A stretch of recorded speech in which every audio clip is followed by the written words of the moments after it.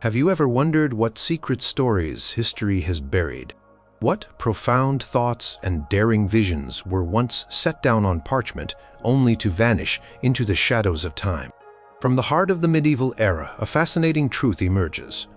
Women, often confined to the quiet cloisters of convents, were vibrant intellectual forces, scribes, thinkers, and visionaries. They wielded quills with as much power as any knight's sword, charting inner landscapes and challenging the known world. But for every masterpiece that survived, how many more whispered their existence only to be silenced forever? What if some of the most radical chical or simply human texts penned by these brilliant medieval nuns are now merely ghosts in the historical record? We are about to dive into the forgotten lore of 7 such lost works. Texts we desperately wish we could bring back to the light of day. Prepare to uncover the echoes of voices from centuries past, voices that still beckon us to listen. Number 7. The Anchoresses, Farid Solitude. Picture a small cell, perhaps only a few paces wide, with a single window looking into the church, and another smaller opening to the outside world for the delivery of food and the occasional conversation. This was the life of an Anchoress, a woman who chose to be walled into a solitary existence for the rest of her days, dedicating herself entirely to prayer and contemplation. One of the most famous of these solitary figures was Julian of Norwich, a mystic whose profound spiritual insights have resonated across centuries.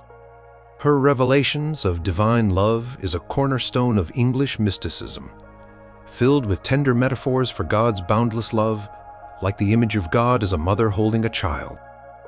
We know Julian survived the Black Death, a plague that wiped out a vast portion of Europe's population, and lived for many years afterwards, offering counsel to those who sought her out through her small window. Her surviving work is a testament to deep theological thought and personal spiritual experience.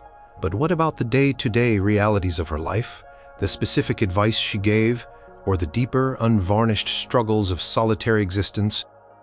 Historians know that Anchoresses were not entirely cut off from the world. People came to their windows seeking spiritual guidance, solace, and even practical advice. Julian, revered for her wisdom and compassionate spirit, would undoubtedly have engaged in countless conversations, offering words of comfort and profound insight. It stands to reason that she, or perhaps a devoted scribe, might have kept records of these interactions, or even written letters to other Anchoresses or spiritual seekers who were also navigating the paths of solitary devotion. The idea of the Anchoresses' Farid Solitude fills this gap in our historical knowledge. This lost text might have been a collection of her correspondence, not the grand theological pronouncements we find in Revelations, but intimate, personal letters. These letters could have detailed the mundane yet profound challenges of living in such confinement. The fight against boredom, the temptations of self-doubt, the physical discomforts of a life of asceticism, the sheer mental fortitude required to maintain. Consider the details this lost work might have offered. Perhaps Julian advised a younger Anchoress on how to cope with vivid spiritual dryness, that feeling of God's absence that can plague even the most devout. She might have shared practical tips on managing the strictures of diet and sleep, or offered methods for maintaining mental discipline in a life devoid of external distractions. Would she have discussed her own struggles with health after the plague? Her Revelations mentions her near-fatal illness, but the Anchoresses' Farid Solitude could have delved deeper into the physical and emotional recovery, providing a raw human counterpoint to her triumphant spiritual insights. It might have included specific anecdotes about visitors to her cell, the types of questions they asked, and the unique challenges faced by the common people of Norwich who sought her wisdom. Imagine reading a letter from Julian to another Anchoress in a nearby town, discussing the latest theological debates, or commiserating over the difficulties of securing parchment and ink in their limited circumstances. The loss of the Anchoresses' Farid Solitude is particularly poignant because it would offer a more grounded human perspective on a figure often seen through the lens of her profound mystical experiences. While Revelations speaks to the eternal and universal aspects of divine love, this lost collection of letters or notes would have spoken to the immediate, tangible realities of a unique form of medieval spiritual life, would provide an unparalleled glimpse into the practical spirituality of an anchoress, the nuanced advice she dispensed, and the intimate connections she forged even from within her confined cell. Text would likely have been passed hand to hand among a small circle of devout women, valued for its personal wisdom rather than its grand theological pronouncements. It might have been considered too informal for wider circulation, too focused on the specific rather than the universal, leading to its eventual disappearance as the hands that cherished it passed on.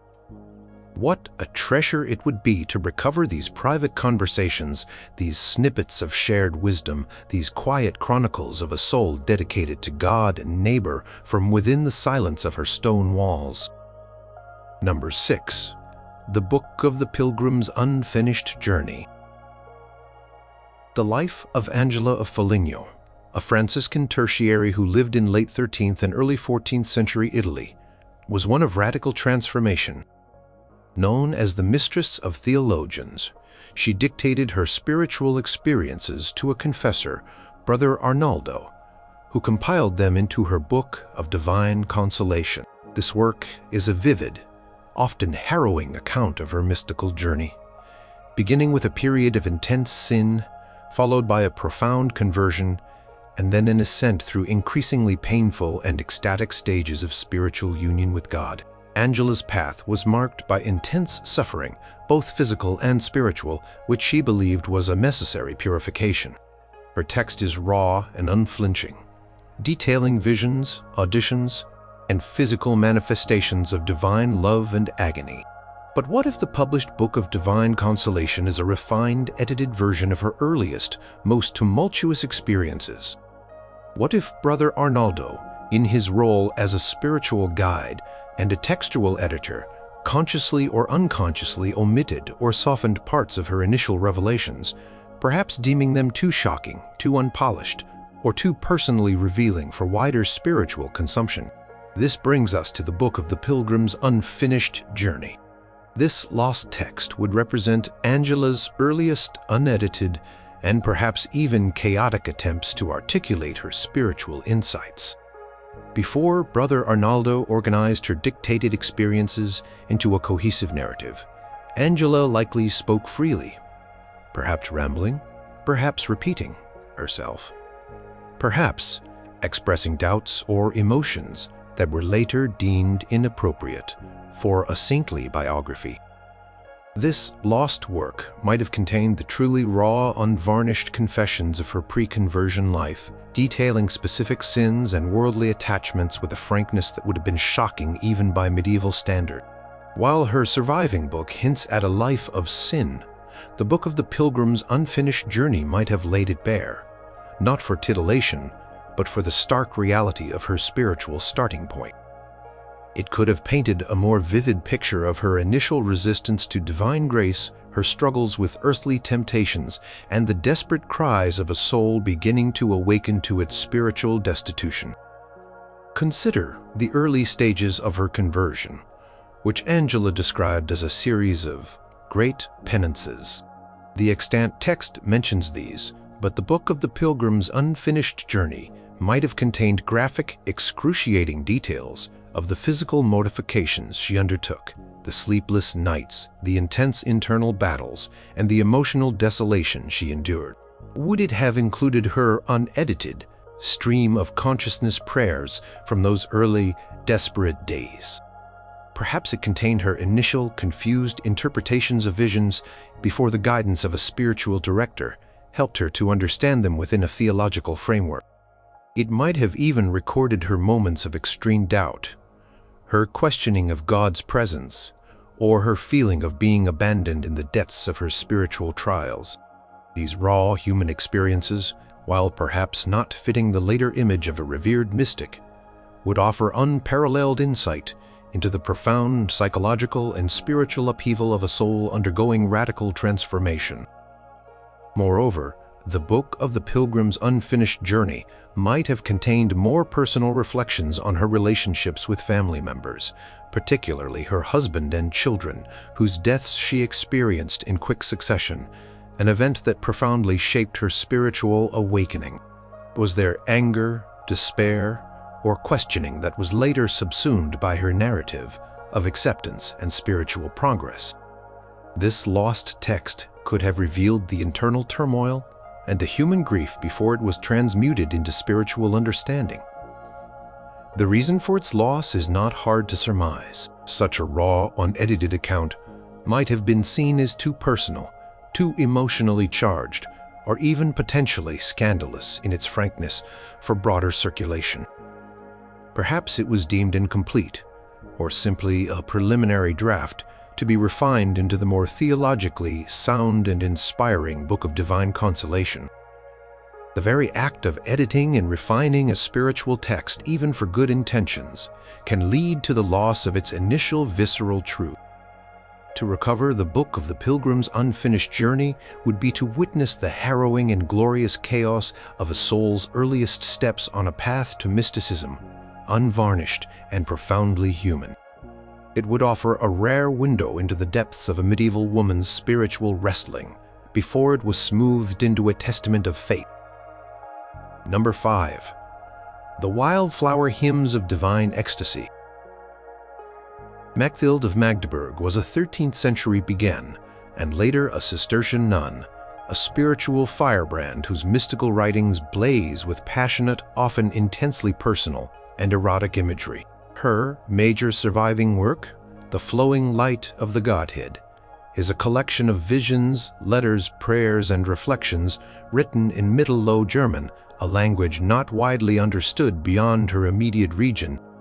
Machthild began her spiritual journey as a beacon part of a lay movement of pious women living together without formal vows, offering them greater autonomy than traditional monastic life. It was during this period that she began experiencing profound visions and writing down her experiences. Her language is vivid, her devotion fervent, and her critiques of corrupt clergy fearless. She describes the soul's passionate longing for God as a dance, a courtship, a mystical marriage, using imagery that was bold, and to some even provocative.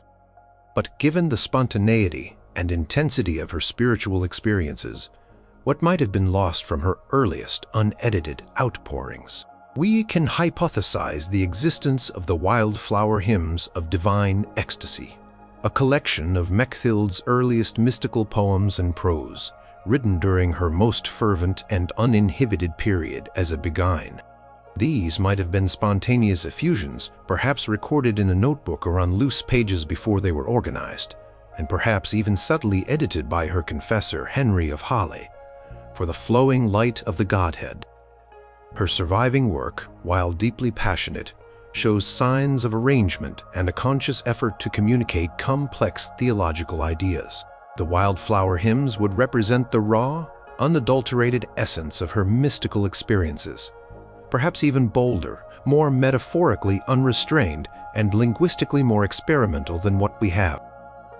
She often wrote about the soul's desire for God in terms of a love affair, and these earliest texts might have pushed the boundaries of such metaphors even further, perhaps to a degree that later editors found challenging to disseminate widely. Consider the nature of Wildflower Hymns.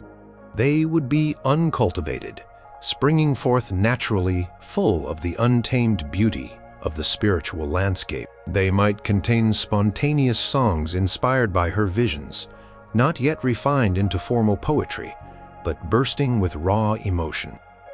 Mechthild's language in The Flowing Light is already remarkable for its use of everyday imagery, alongside profound theological concepts. The Wildflower Hymns might have taken this to an even greater extreme, using the language of artisans, peasants, or even secular love poetry to describe her divine encounters, making them deeply accessible and perhaps even startling to a contemporary audience. There could have been specific, unflinching critiques of the religious establishment, sharper and more direct than those that survived, perhaps even naming corrupt officials or practices that later editors deemed too dangerous to publish. She often spoke about the hypocrisy of the clergy, and these early texts might have contained far more incendiary remarks, reflecting her initial untempered spiritual zeal. The loss of the Wildflower hymns of divine ecstasy can be attributed to several factors. Firstly, the ephemeral nature of early writings. Such spontaneous compositions might not have been seen as formal works worthy of careful preservation. They might have been scribbled down hastily, intended only for a close circle of fellow beguines, or even for Mechthild herself as a personal record of her spiritual journey. Secondly, the language barrier. Much of Mechthild's work was originally in Middle Low German, a regional dialect which made it difficult to translate and disseminate widely, especially after she entered the convent, and her writings were taken to a more academic Cistercian environment. Her work was eventually translated into Latin and High German, but during this process some of the original vigor or subtle nuances might have been lost or deemed too difficult to render. Thirdly, the potentially controversial nature of her early mystical insights.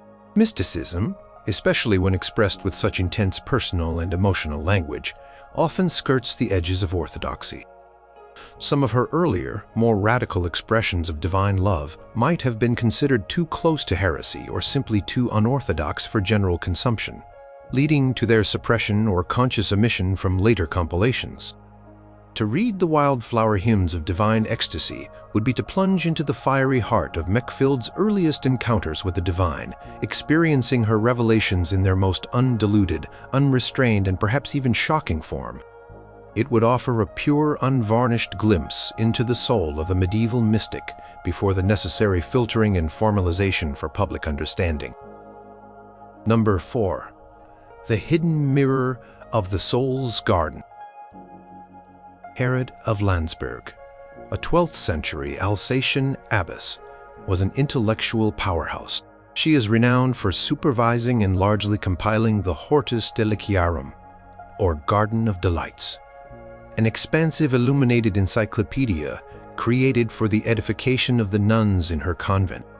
This monumental work, sadly mostly destroyed in the 1870 siege of Strasbourg, was a compendium of knowledge encompassing theology, philosophy, all illustrated with intricate miniatures. It was a remarkable achievement, proving the breadth of learning available to educated women in a medieval convent. The Hortus Deliciarum was intended as a teaching tool, a comprehensive guide to understanding the world and the divine, reflecting Farid's role as an educator and spiritual leader. But as an abbess and an intellectual, surely Farid had her own personal reflections, her own philosophical treatises, or perhaps even a more candid commentary on the daily life and spiritual challenges within her convent, beyond the didactic framework of her public work. This speculation leads to the idea of the hidden mirror of the soul's garden. This lost text would be Farid's personal and deeply philosophical commentary, perhaps a series of essays or meditations that accompanied or elaborated upon the grand themes of the Hortus Deliciarum. While the Garden of Delights aimed to present established knowledge, the hidden mirror would be Farid's own introspective journey, her personal engagement with the ideas she meticulously compiled for her nuns.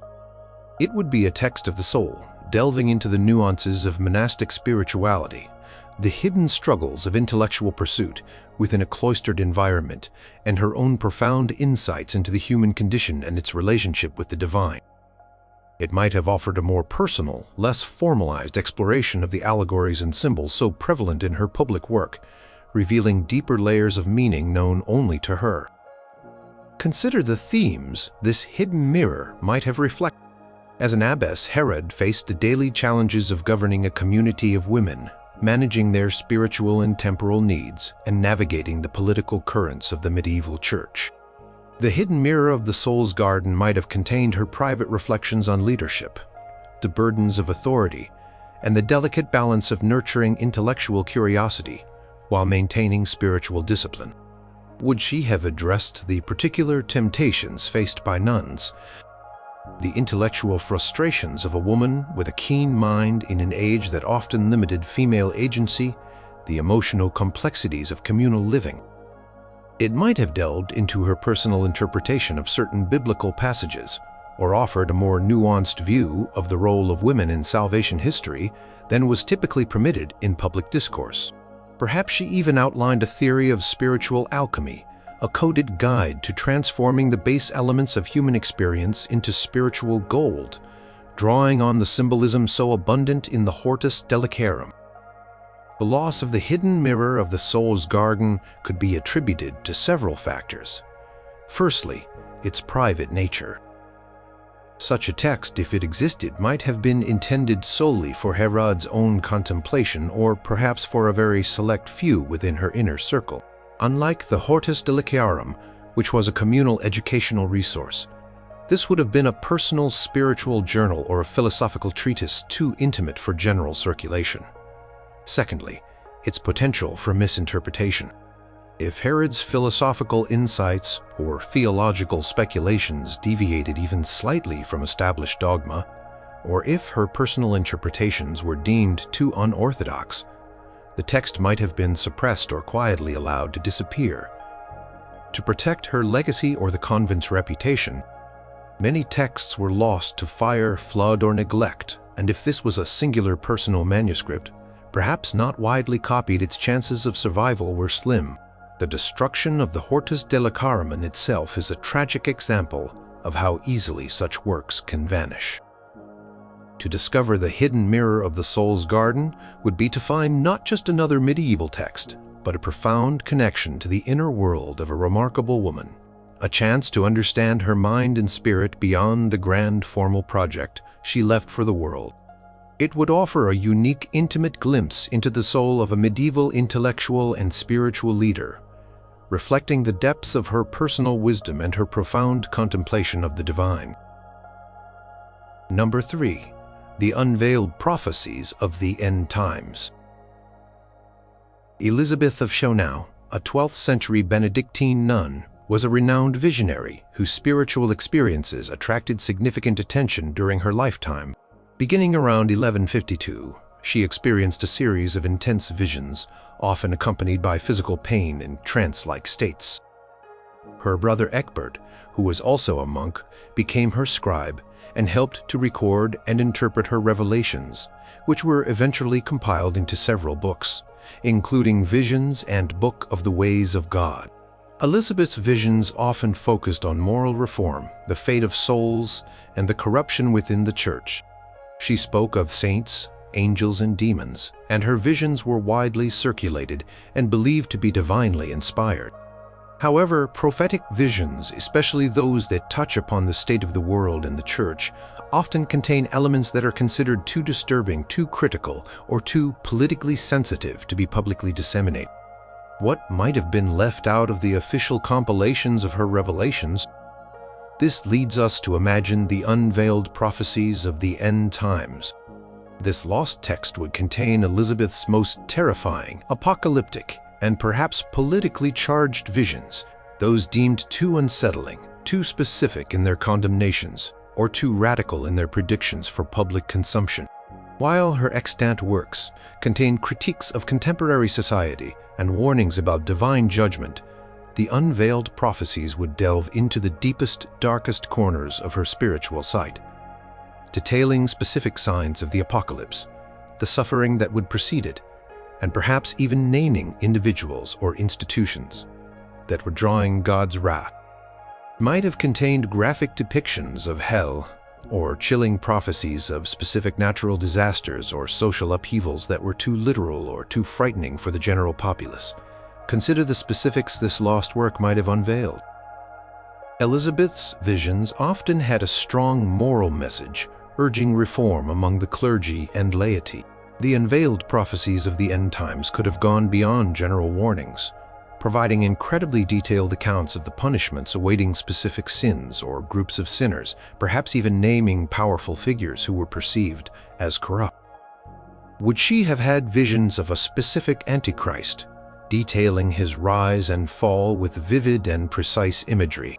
Would she have seen the complete collapse of societal structures detailing the famine, disease, and war that would herald the end of days, far more explicitly than the generalized descriptions found in her surviving works? Her visions often concerned the destiny of souls, and this lost text might have contained horrifying journeys through purgatory or hell, providing a grim geography of the afterlife that was perhaps too shocking for widespread circulation. The visions might have been accompanied by vivid, visceral sensory details: the stench of sin, the unbearable heat of damnation, the sound of lamentations that were toned down in the versions edited by her brother. The reasons for the loss of the unveiled prophecies of the end times are manifold. Firstly, censorship. Prophetic texts were always viewed with a mixture of awe and suspicion by the Church. If Elizabeth's visions contained elements that were deemed heretical, politically dangerous, or simply too terrifying to maintain order, they would have been suppressed or destroyed. Her brother Egbert, while supportive, also played a crucial role in validating and disseminating her visions, and he likely would have exercised a degree of editorial control to ensure their acceptance within the ecclesiastical hierarchy.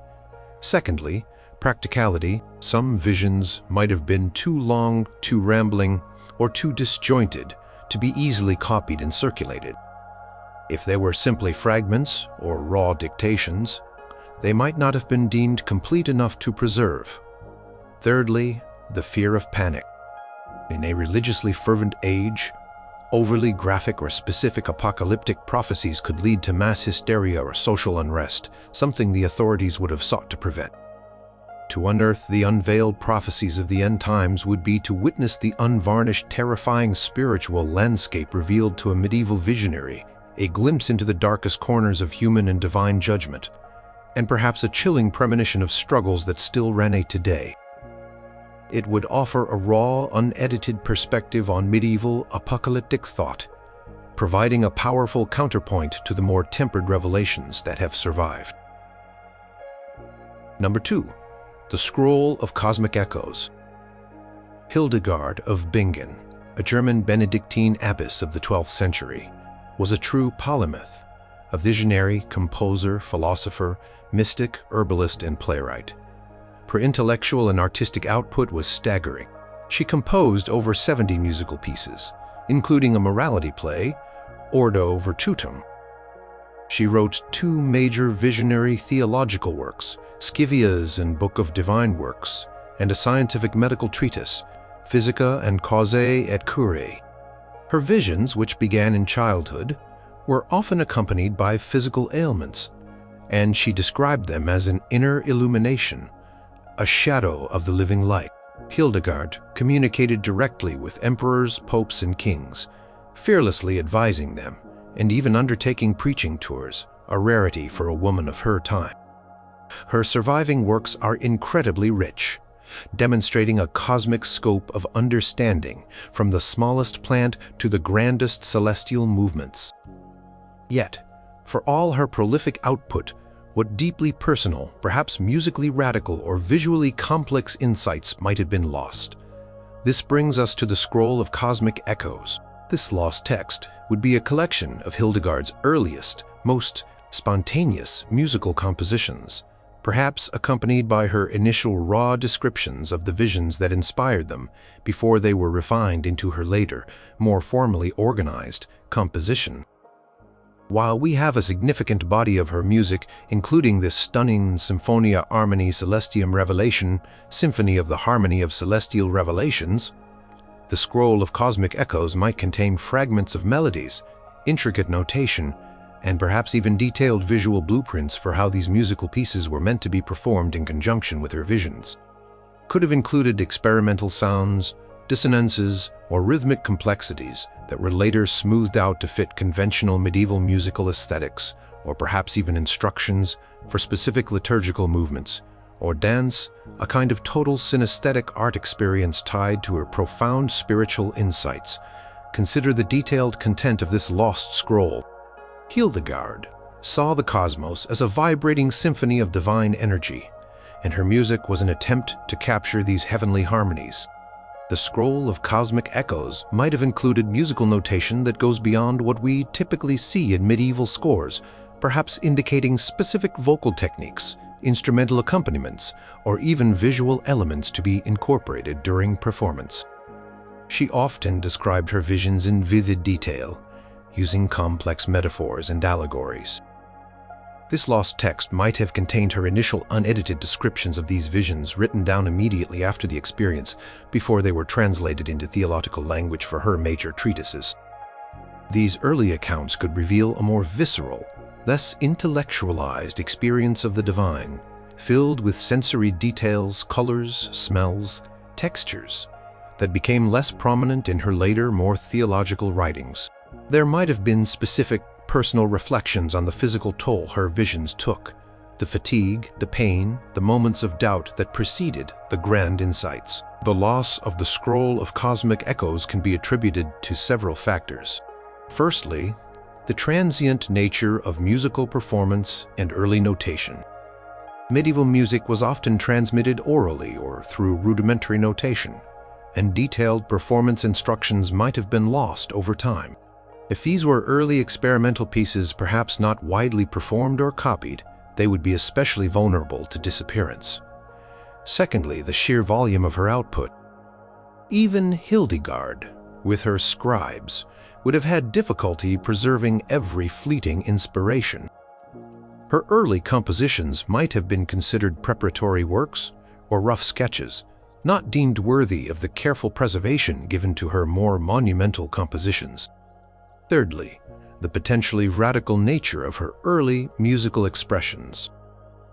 Hildegard's music was already innovative for its time, often soaring to extreme vocal ranges and employing melodic contours that were distinct from Gregorian chant.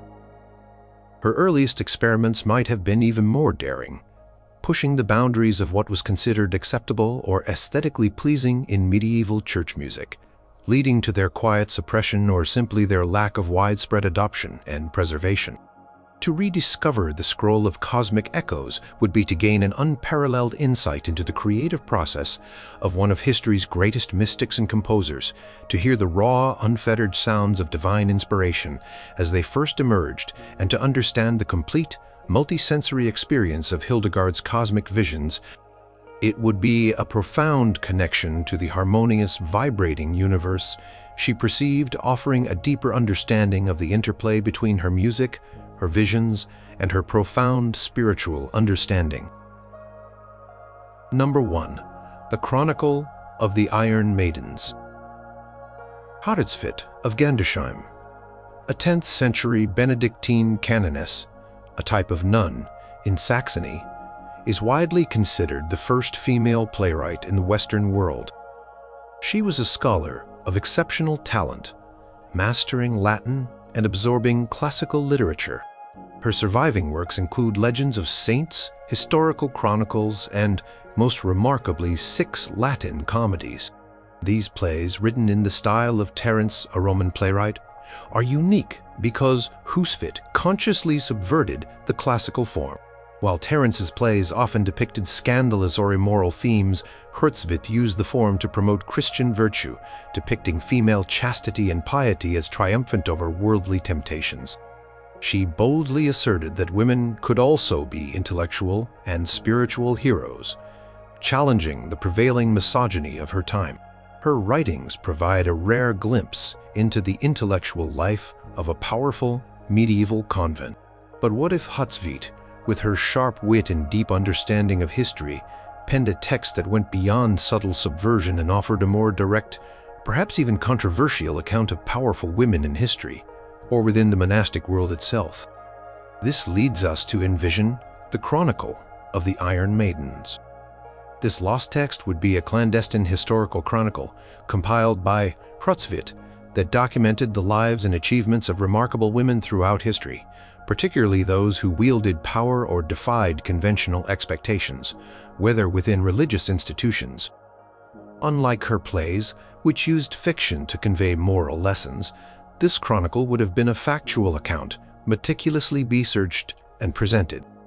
It might have focused on the abbesses of powerful convents like Gandersheim itself, which enjoyed imperial protection and significant autonomy, depicting them as formidable leaders who navigated complex political landscapes, could have been a counter-narrative to the largely male-centric historical accounts of the era, presenting women not just as figures of piety or temptation, but as agents of historical change, intellectual forces, and political strategists. It might have delved into the lives of early Christian martyrs who showed incredible fortitude, not just in their faith, but in their defiance of oppressive regimes. It could have featured powerful queens and empresses, detailing their political machinations and their struggles to maintain power in a male-dominated world, celebrating their cunning and strength.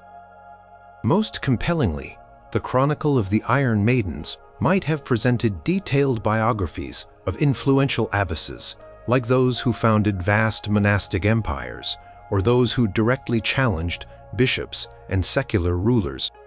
Ratsvit, living in a strong convent like Gandersheim, would have had access to records, oral traditions, and perhaps even clandestine correspondence that shed light on these women's struggles and triumphs.